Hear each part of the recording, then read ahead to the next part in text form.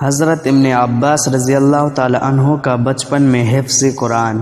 خود حضرت عبداللہ ابن عباس رضی اللہ تعالی عنہ فرماتے ہیں کہ مجھ سے تفسیر پوچھو، میں نے بچپن میں قرآن شریف حفظ کیا ہے۔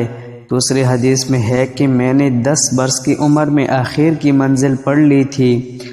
فائدہ: اس زمانے کا پڑھنا ایسا نہیں تھا جیسا کہ اس زمانے میں ہم لوگ غیر زبان والوں کا، بلکہ جو کچھ پڑھتے ہیں وہ ماں تفسیر کے پڑھتے تھے۔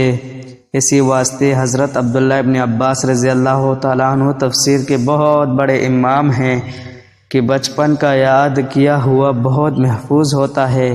چنانچہ تفسیر کی حدیثیں جتنی عبداللہ ابن عباس رضی اللہ تعالیٰ عنہ سے نقل ہیں، بہت کم دوسرے حضرات سے اتنی نقل ہوں گی۔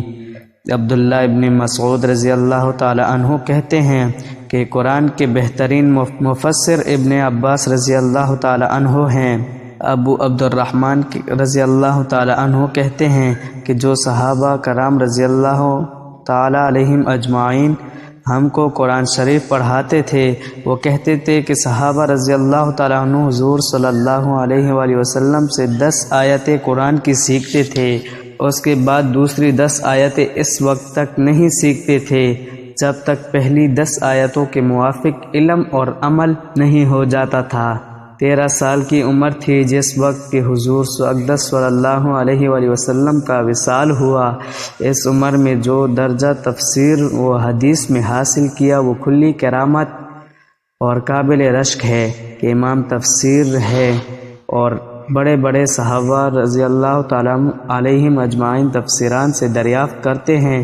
اگرچہ حضور صلی اللہ علیہ وآلہ وسلم ہی کی دعا کا ثمر تھا۔ حضور اقدس صلی اللہ علیہ وآلہ وسلم استنجے تشریف لے گئے، باہر تشریف لائے تو لوٹا بھرا ہوا رکھا تھا۔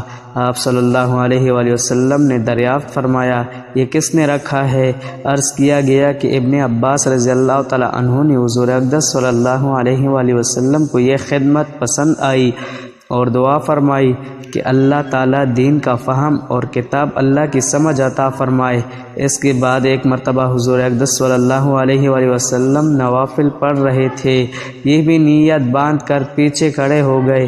حضور صلی اللہ علیہ وآلہ وسلم نے ہاتھ سے کھینچ کر برابر کھڑا کر لیا کہ ایک مقتدی اگر ہو تو اس کو برابر کھڑا ہونا چاہیے۔